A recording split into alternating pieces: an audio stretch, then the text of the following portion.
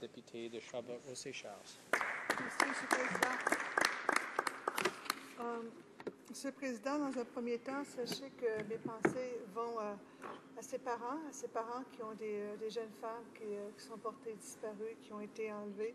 Et si par le truchement de l'Internet, elles peuvent nous écouter, qu'elles sachent qu'on souhaite que leur fille leur soit rendue et qu'on les comprend au plus haut degré dans leur peine et dans la situation qu'elles vivent présentement.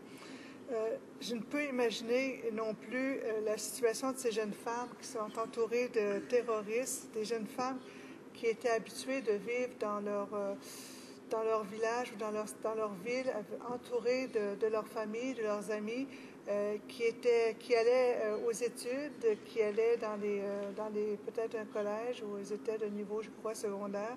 Alors, je peux imaginer ce qu'elles peuvent vivre perdues dans un nouveau milieu ou qui correspond vraiment plus à la réalité et qui doit être un cauchemar continuel pour elles. Nous sommes ici bien loin du Nigeria et le fait d'être loin de notre réalité est tellement différente de la leur. Ici, nos filles, pour la plupart, se rendent à l'université si elles veulent s'y rendre. Elles peuvent étudier sans crainte d'être enlevées ou d'être assassinées. Et il est évident qu'on a connu quelques épisodes malheureux dans notre histoire, mais c'est rien comparé à ce qui peut se produire dans ces pays en ce moment. L'éducation d'un peuple est de la plus haute importance et l'éducation des filles est d'autant plus important. Vous savez, à l'Assemblée parlementaire de la francophonie, qui regroupe beaucoup de pays africains, nous allons nous pencher bientôt, dès l'été prochain, sur l'éducation des jeunes filles et des filles de bas âge, comme ça, niveau primaire et secondaire et lycéenne, et baser notre étude à savoir si nous connaissons présentement au niveau mondial une régression, ou si nous avons une stabilité. L'éducation est primordiale à la fois pour les hommes et pour les femmes et les garçons, afin d'apprendre à agir et à respecter l'autre sexe comme étant des êtres humains égaux, tels que définis par les droits de l'humanité, les droits de l'homme. Nous avons le droit de vivre et de naître, quel que soit notre sexe, notre couleur, notre langue, notre religion, et tous ont le droit dans cette société, dans la société, au niveau international, à avoir une place. Nous sommes, bien sûr, bien loin de tout ça. Le Nigeria s'est engagé à éduquer les filles dans leur pays. Il est certain que nous pouvons les aider dans leurs projets, mais la situation actuelle est plus qu'urgente. Nous devons aider à retrouver ces filles avant tout.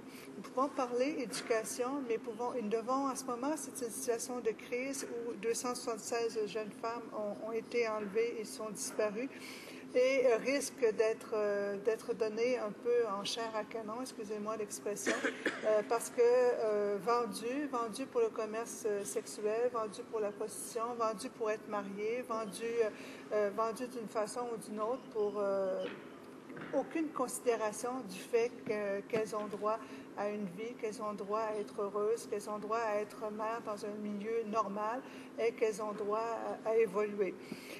Nous devons les aider à s'aider, mais nous devons aussi aider les parents et soutenir les parents dans cette situation qui est arrivée. Je remercie le député d'Ottawa Centre d'avoir proposé ce débat d'urgence et je remercie aussi le Parlement d'avoir accepté de faire ce débat pour cette situation. Monsieur le Président, à l'instar de tous les Canadiens, les néo-démocrates sont atterrés et horrifiés par le rapt de ces jeunes filles dans le nord du Nigeria. Alors, vous savez, nous le rappelons que 276 lycéennes nigériennes ont été enlevées le 14 avril. Un mois déjà.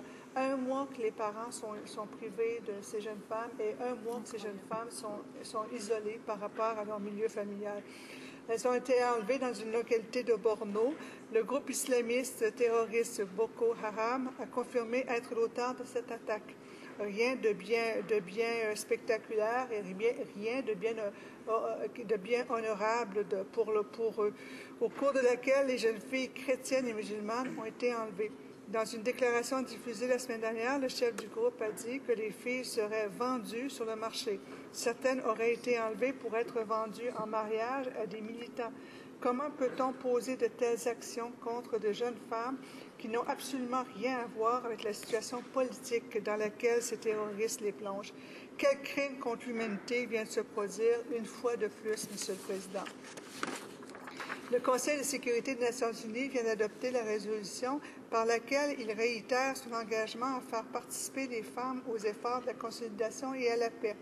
Que fait le Canada pour promouvoir l'égalité entre les sexes dans le cadre de son travail avec le gouvernement nigérian, pour bâtir un avenir sans terrorisme et sans conflit? Vous savez, l'histoire se répète. Rome a été formée. Rome s'est bâtie.